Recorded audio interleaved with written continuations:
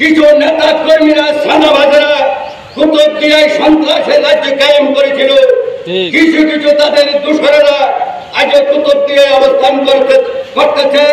তাদের ব্যাপারে সজাগ দৃষ্টি রাখার জন্য আমি কুতুবদিয়ার তারেক হত্যার ভুক্তভোগী পরিবার অনেকবার প্রশাসনের কাছে গেছেন। ওনারা ওই তেমন কোনো সুরাহা পায়নি এবং প্রশাসনের তেমন কোনো আশা ভরসা পায়নি।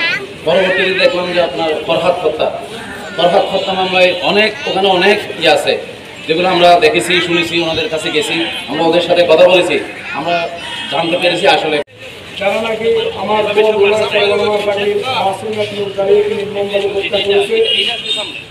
আমরা তাদের দৃষ্টান্তমূলক বাংলাদেশের আইনের সর্বোচ্চ দ্বারা নির্মম তারা এবং যারা খুন করেছে এখন আমাদেরকে একজন গ্রেফতার হয়েছে। আমার আসামি বাংলাদেশে আছে। এই যে মানার মধ্যে মুশারফ, আমাদের এলাকায় একটা সিন্ডিকেট আছে, এটা তো মুশারফ বাহিনী নাম করে পরিচিত সারা কুতুবদিয়ায়। দেশে আছে এখন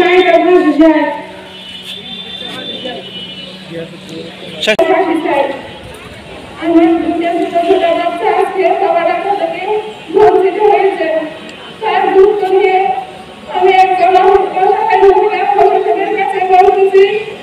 আমার স্বামীর সুস্থ বিচার চাই এবং খুনিদের ফাঁসি চাই।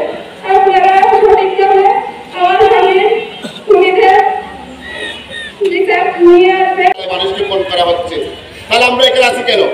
আমাদের প্রশাসনের দরকারটা কি?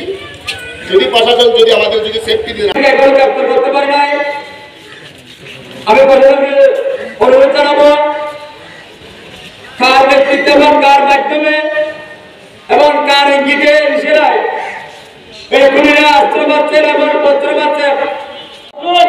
আজ একবার দিলের পরপর গুলি ঘটনা, একই অভিযোগ প্রশাসনের কাছ থেকে। এখানে আজকে প্রশাসন যদি একটি ঘটনা, এরপর আরেকটি ঘটনা, এরপর আরেকটি ঘটনা, এই ঘটনাগুলো যদি সত্য তদন্ত সাপেক্ষে অপরাধীদের আইনের আওতায় আনা সম্ভব না হয়, আসলে আমরা তো মুক্তিবাসী হিসেবে এটার জন্য লজ্জাবোধ করি।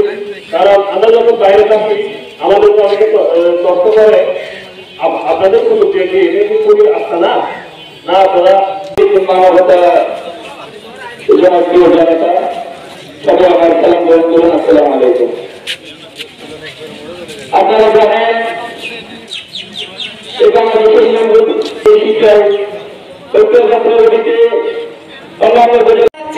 আপনারা অতি বিলম্বে ফারিয়া হত্যা, রুনা হত্যা, তারেক হত্যা এবং ফরহাদ হত্যার সমস্ত আসামিদেরকে আপনারা আইনের আওতায় আনবেন এবং তাদেরকে সর্বোচ্চ শাস্তি ফাঁসিতে ঝুলাবেন। আমরা সেই আশায় প্রত্যাশা করে কুতুবদিয়াবাসীর পক্ষ হতে আপনাদেরকে জোর দাবি জানাই, আপনারা এই হত্যার কোনো মানুষকে যাতে ফরহাদ হতে না হয়। আমরা প্রশাসনের কাছে আকুল আবেদন জানাবো, আমরা প্রশাসনের কাছে দূরদৃষ্টি সম্পর্কে তাদেরকে আমরা দাবি জানাবো, আপনারা দ্রুত কুতুবদিয়ার